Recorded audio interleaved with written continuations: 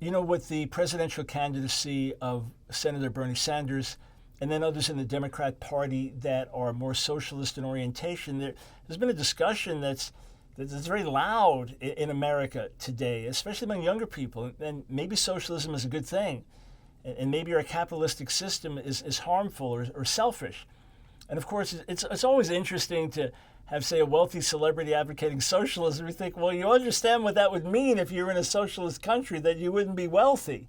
All right. And a lot of young people can be somewhat idealistic and say, this is what we want, because they're thinking, hey, I don't have to pay college tuition, or, the money of the rich comes down to me. But then when it's your paycheck, and instead of paying maybe 18% in taxes, you're paying 34% in taxes, you might think differently. But people say, well, it is the biblical way, right? It's the New Testament model. Acts, the second chapter. Well, let's take a look. Acts chapter 2, verses 44 and 45.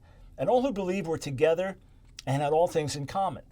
And they were selling their possessions and belongings and distributing the proceeds to all as any had need.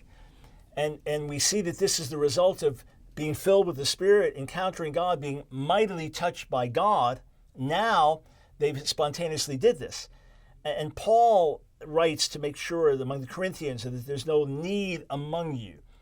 However, socialism is not this. Socialism is not believers willingly, by the touch of the Holy Spirit and the love of God, saying, hey, I don't need all this. I can share this with you. Hey, I have an extra room. Why don't you stay here? Hey, I got 2 coats. You have none. Take this other coat here. That's one thing. It's another thing when you have a government system which ultimately is not good for the thriving of the society. It does not work to produce the entrepreneurial, go for it, produce new things, create new things to help more and more people and to create riches for the good of others. It tends just to bring people down, to oppress and suppress. And then you have the elites, the ideologues who push it, who end up getting rich on the backs of the very poor that they were supposed to liberate. And then communism ultimately is going to bring it even farther. It is another step down the line. So to the extent Christians are motivated by a heart of generosity, a heart of love, a heart to share, wonderful. But Paul doesn't write to rich Christians in 1 Timothy 6 and say, feel guilty and sell everything. He says, no, store up treasure in heaven, lay a foundation there, and be generous. So let's have a heart of generosity. Let's have a heart to bless.